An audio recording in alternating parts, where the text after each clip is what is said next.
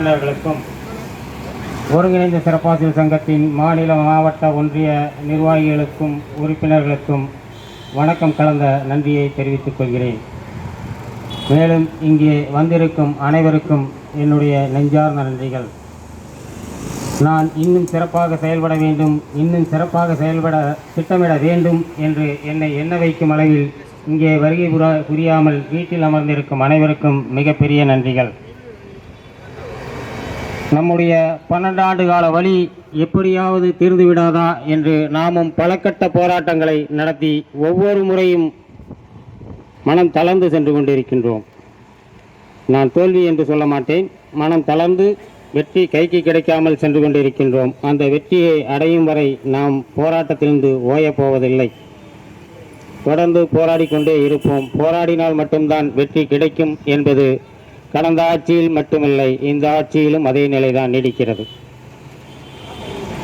நம்முடைய கோரிக்கைகள் குறித்து ஊடகங்கள் மாண்புமிகு பள்ளிக்கல்வித்துறை அமைச்சரிடம் கேள்வி எழுப்பும் பொழுது இதுவரை செய்யாத பணியிட மாறுதலை அவர்களுக்கு வழங்கியுள்ளோம். ஓய்வு பெறும் வயதை 58 60 மாற்றியுள்ளோம் என்று பெருமையாக சொல்கின்றார். இந்த இரண்டும் செய்துள்ளார்கள், இல்லை என்று மறுக்கவில்லை. ஆனால் இந்த இரண்டில் பலனடைந்தவர்கள் எத்தனை பேர்? 12,000 பேர் பணிபுரிகின்ற இடத்தில் 1000 பேர் மட்டுமே அதிகபட்சமாக இந்த 2 அறிவிப்புகளாலும் பலனடைந்திருப்பார்கள். அப்படியானால் இந்த 3 ஆண்டுகளில் 12,000 பேருக்கும் நீங்கள் செய்தது என்ன? நீங்கள் எதிர்க்கட்சியாக இருக்கும் பொழுது நாங்கள் நடத்திய அத்தனை போராட்டங்களிலும் திராவிட முன்னேற்ற கழகத்தின் முன்னணி நிர்வாகிகள் கலந்து கொண்டு இவருடைய கோரிக்கைகள் நியாயமானது, இதை அரசு பரிசீலிக்க வேண்டும், இவர்களை பணி நிரந்தரம் செய்ய வேண்டும் என்று நம் போராட்டத்தில் ஆதரவு தெரிவித்து வாழ்த்தி பேசியுள்ளனர்.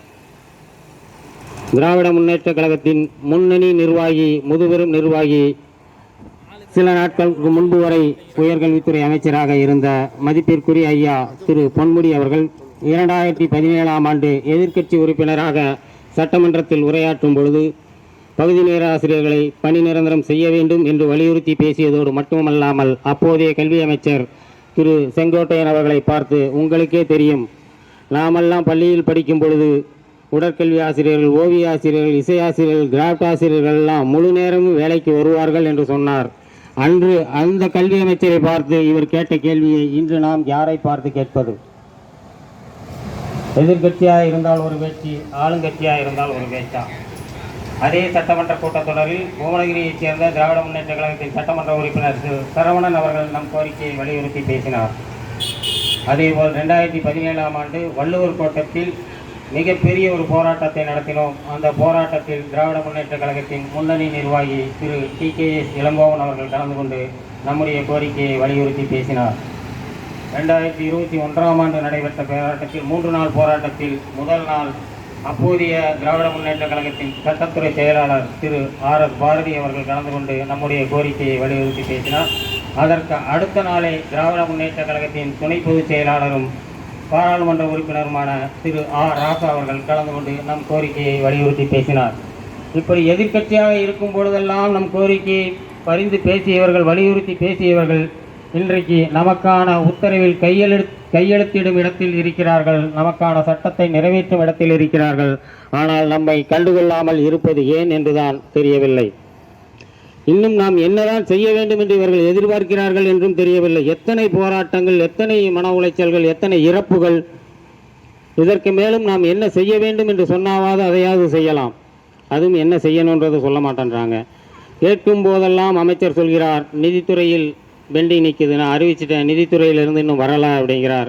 அதே அமைச்சர் ஒரு சில இடங்களில் சொல்லியுள்ளார், ஆசிரியர் சங்கங்களுக்கெல்லாம் நான் தான் தலைவர், அனைத்து சங்கங்களுக்கும் நான் தலைவர் என சொல்லியுள்ளார்.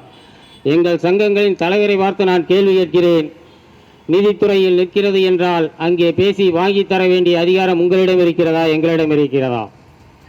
நீங்கள் தானே அங்கே பேசி வாங்கி தர வேண்டும். எங்களுக்கான சங்க தலைவர் நீங்கள் தானே நீதித்துறையில் பேசி வாங்கி தர வேண்டும். நாங்கள் இந்த போராட்டத்தை அறிவித்திருப்பதற்கு கூட உங்களுக்கு உதவுவதற்காகத்தான் அறிவித்துள்ளோம். நான் 3 மாதங்களுக்கு முன்பு அறிவித்தேன், இன்னும் நாம் அவர்களுக்கு அதற்கான அரசாணையை வெளியிடவில்லை. அவர்கள் மீண்டும் போராட்ட களத்திற்கு வந்துவிட்டார்கள் என்று எங்களை காரணம் காட்டியாவது நீங்கள் நிதித்துறையிடமும் முதல்வரிடமும் பேச வேண்டும் என்பதற்காக தான் இந்த போராட்டத்தை நாங்கள் நடத்தி கொண்டிருக்கின்றோம். இந்த போராட்டம் இதோடு முடியாது. நீங்கள் படிப்படியாக என்று சொல்கிறீர்கள், நாங்களும் படிப்படியாக போராடி கொண்டே இருக்கிறோம். நீங்கள் அறிவித்தபடியும் கடைசி படியிலேயே இருக்கிறது, நாங்கள் அறிவித்தபடியும் கடைசி படியிலேயே இருக்கிறது. என்றாவது ஒரு நாள் இந்த இரண்டும் உச்சத்தை தொடும். அந்த நாள் வரை நாங்கள் போராடி கொண்டுதான் இருப்போம் என்பதை இந்த அரசின் கவனத்திற்கு கொண்டு வருகின்றோம். மாண்புமிகு தமிழக முதல்வர் அவர்களே, திராவிட முன்னேற்ற கழகம் ஆசிரியர்களுக்கான அரசு, திராவிட முன்னேற்ற கழக ஆட்சி ஆசிரியர்களுக்கான ஆட்சி. கலைஞர் என்றாலே ஆசிரியர்களுக்கு ஆனவர் என்ற பெயர் நிலைத்து நிற்கின்றது. இந்த தேர்தல் 2021 தேர்தல் பரப்புரையின் பொழுது நீங்கள் சென்ற இடமெல்லாம் ஆசிரியர்களின் கோரிக்கை நிறைவேற்றப்படும் என்றீர்கள். பகுதி நேர ஆசிரியர்களுடைய எங்களுடைய கோரிக்கை மட்டுமல்ல, நிரந்தர ஆசிரியர்கள் கோரிக்கை கூட பலவற்றை நீங்கள் சொன்னதை இன்னும் நிறைவேற்றவே இல்லை. தேர்தல் அறிக்கையில் சொன்னதை 100% நிறைவேற்றிவிட்டோம் என்று சொல்கிறீர்கள், பெருமையாக சொல்கிறீர்கள். தேர்தல் அறிக்கையில் அறிவித்த 181 நிறைவேற்றப்பட்டதற்கான அரசாணை எங்கே என்று தெரியவில்லை. அப்புறம் எப்படி 100% நிறைவேற்றப்பட்டது என்று சொல்கிறீர்கள் என்றும் தெரியவில்லை. மயிலாடுதுறையில் எங்களுடைய பகுதி நேர ஆசிரியர் திரு ஸ்டாலின் அவர்கள் உங்களிடம் எங்கள் கோரிக்கையை வலியுறுத்தி பேசினார். அப்போது நீங்கள் சொன்னது உங்களுக்கு நினைவிருக்கிறதா? இந்த ஸ்டாலின் முதல்வரானால் ஆசிரியர் ஸ்டாலின் குறைகள் தீரும் என்று சொன்னீர்கள். நீங்கள் முதல்வராகிவிட்டீர்கள். 3 வருடங்கள் முடியப் போகிறது. ஆசிரியர் ஸ்டாலின் அன்று எந்த நிலையில் இருந்தாரோ இன்று வரை அதே நிலையில் தான் இருக்கிறார். இன்னும் சொல்லப்போனால் இந்த போராட்டத்திற்கு கூட வர முடியாத வறுமை நிலையில் இருக்கிறார். இந்த நீங்கள் ஆட்சிக்கு வந்த 2.5 ஆண்டுகளில் மற்ற அரசு ஊழியர்கள், மற்ற ஆசிரியர்கள், அவர்களுக்கெல்லாம் எத்தனை முறை நீங்கள் ஊதிய உயர்வு வழங்கி இருப்பீர்கள்? பகுதி நேர ஆசிரியர்களுக்கு ஒரு முறையாவது வழங்கியுள்ளீர்களா? விலைவாசி ஏற்றம் என்பது IAS-க்கும் IPS-க்கும் நீதிபதிகளுக்கும் MLA-க்களுக்கும் அமைச்சர்களுக்கும் அரசு அதிகாரிகளுக்கும் நிரந்தர ஆசிரியர்களுக்கும் மட்டும்தானா? பகுதி நேர ஆசிரியர்களுக்கு விலையே ஏறாதா? விலைவாசி உயர்வுக்காக தான் DA வழங்கப்படுகிறது, அவர்களுக்கு மட்டும் வழங்கப்படுகிறது. அப்படியானால் எங்களுக்கு விலைவாசி ஏறவில்லையா? இல்லை, எங்களுடைய 3 வேளை சோத்தை ஒரு வேளையாக குறைத்துக் கொள்வதா? இதற்கு மாண்புமிகு முதல்வர் அவர்கள் பதில் சொல்ல வேண்டும். நான் சம்பளம் சேர்த்தி தர மாட்டேன், ஒன்றை பர்மனன்ட் பண்ண மாட்டேன், நீ வேணா சாப்பிட்றத குறைச்சிக்கோ. இதோட அர்த்தம் அதுதானே. ஒரு கண்ணுக்கு சுண்ணாம்பு, ஒரு கண்ணுக்கு வெண்ணெய். விலைவாசி உயர்வை காரணம் காட்டி அவர்களுக்கு ஊதிய உயர்வு, MLA-க்களுக்கு ஊதிய உயர்வு, அமைச்சர்களுக்கு ஊதிய உயர்வு. பகுதி நேர ஆசிரியர்களுக்கு எதுவுமே கிடையாது. பொங்கல் போனஸ் கிடையாது, தீபாவளி போனஸ் கிடையாது, மே மாத சம்பளம் கிடையாது. மே மாதம் நாங்கள் என்ன செய்வது? 6 மாதங்களுக்கு முன்பு ஒரு போராட்டம் நடத்தினோம். 3 நாள் நடந்தது DPI வளாகத்தில். அன்று ஒரு பள்ளி கல்வித்துறையை சேர்ந்த உயர் அதிகாரி அழைத்து பேச்சுவார்த்தை நடத்தினார். நீங்கள் போராட்டத்தை கலைத்து செல்லுங்கள், இந்த ஆட்சி பொறுப்பேற்றதிலிருந்து 2 ஆண்டுகளுக்கான மே மாத சம்பளத்தை உங்களுக்கு கொடுப்பதற்கு நான் உறுதியளிக்கிறேன் என்றார். அவருடைய பேச்சை நம்பி நாம் போராட்டத்தை கலைத்து சென்றோம். 6 மாதங்களுக்கு மேலாகியும் அந்த மே மாத சம்பளத்திற்கான அரசாணை வரவில்லை. செப்டம்பர் 25 முதல் நவம்பர் 4 வரை 11 நாட்கள் நம்மை கடுமையாக வருத்தி கொண்டு இதுவரை எந்த ஒரு ஆசிரியர் சங்கமும் செய்யாத அளவிற்கு மிகப்பெரிய எழுச்சிமிக்க போராட்டத்தை நடத்தினோம். போராட்டத்தின் விளைவாக மாண்புமிகு அமைச்சர் அவர்கள் 2500 ரூபாய் ஊதிய உயர்வும் 10 லட்ச ரூபாய் மதிப்பிலான காப்பீடு திட்டமும் வழங்குகிறோம் என்றார். நாம் கேட்டு போராடியது ஊதிய உயர்வு கேட்டு அல்ல.